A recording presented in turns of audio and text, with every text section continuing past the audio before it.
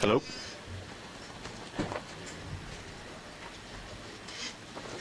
Thanks for having me here, Kyle and Justin.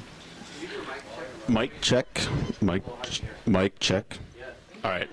I get, I'm a shy, low-talking mumbler, but once I start reading, I think I'll project. I hope. This first poem will end with a quote from a song called Auspices. I want to think of them as having been sent up ahead, the swift ones bearing news of tides to follow, so we might get ready. The dark swells and dips of starlings or grackles, being that impressive to watch in winter gather nightly above the downtown square. These grackles, or starlings, mostly unnoticed until their purpose tips to overwhelming, where surely some word has been given us. Mostly, I find them unpleasant, a grimy congress of incomprehensibles bathing in oil-stained puddles slowly cooking off parking lots, or at trash bins, their sharp heads stabbing after this soggy morsel of bun, now this corruption of meat. Mostly, they are a nuisance, a tree unwise to walk nearby, a beam risky to leave your car beneath. And on the internet, where my haphazard compulsive search for understanding leads me, someone's posted a poorly captured and cut video of a starling, or a grackle, sorry, he or she writes, who's just started digging into another bird on the lawn, while a bored-looking rabbit and we look on this meal. The eating continued for hours, we're told. And the music the makers spliced in portends that this appetite is tremendous. Warns, keep your eye on the barrel, a sparrow. It was Ice Cube. When the rabbit was shown, it was the Peer Gynt suite. Very beautiful music with the rabbit, and then not. To the architects of our present misfortune. Do you know that movie where people fall asleep each night only to have the world redrawn, their roles recast, each day's newness the result of alien technology and a shifty collaborating doctor? A person would feel bad. You see the hero rise up, but you know you're not him. At least the probability you prize so much tells us so. Or how in Italy once a man tried dreaming a place fit for you, and what he thought of was ice in the rank, sad mouths he set you in. It helps to acquire an image, to gather things you can hold in hand to grease the bouncer, then to stake your bet at the table, take the house to the bank. It helps to imagine the air accruing, not much else beyond desperation when passed from lungs to lungs, as in a parlor game. The kids may still know what that means, even without having a word for it, without having seen one. We'll have to owe you for the tips about the pleas and the shells, how to divide a piece of paper infinitely, how the name of the person whose extension we are calling will always be Legion. About certain things, it's best not to feign ambivalence. Your arm in a vice, fire tracking ash across what were once tracked homes in suburban California. But meeting a wolf, you think you might just understand the mechanism of a jaw, the sole purpose of teeth, how lonely it can get out there. We were not really built for this.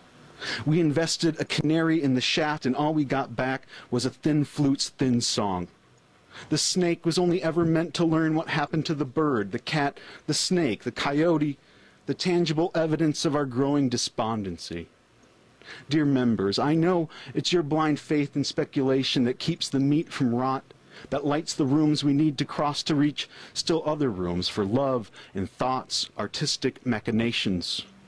If only that cock Crassus had shown up, the boardroom would have fallen before me.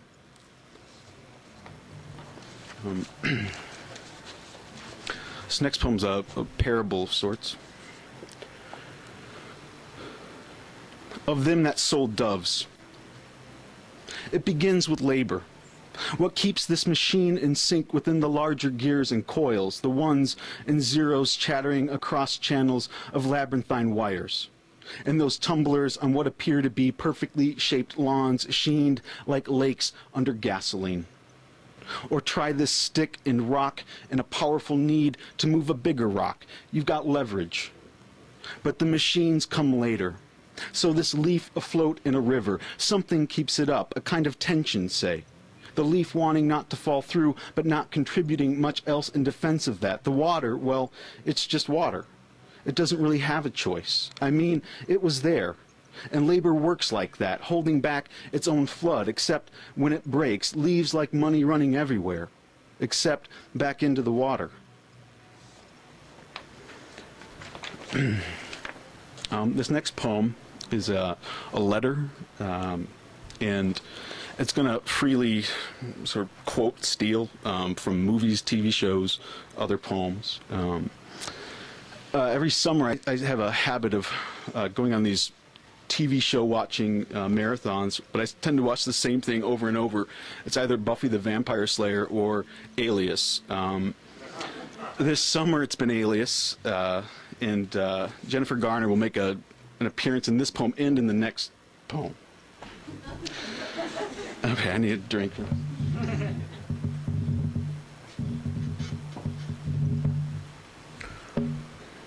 Epistle. Because sleep won't come well these days, these nights be, which are not new, which are minds spiraling off kilter, were it not that I had bad dreams.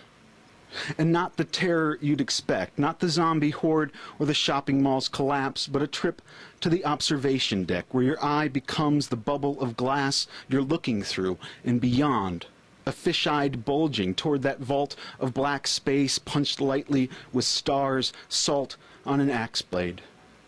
It stays with you, the dull ache, the vague, bruising pressure. Not profound revelations, and I'm only indicted further when on the mob show the sullen and unpromising sun finds only a pointlessness, a nameless dread hung from birth to death, to which the aging matriarch responds, "What makes you think you're so special?" Still, I return there.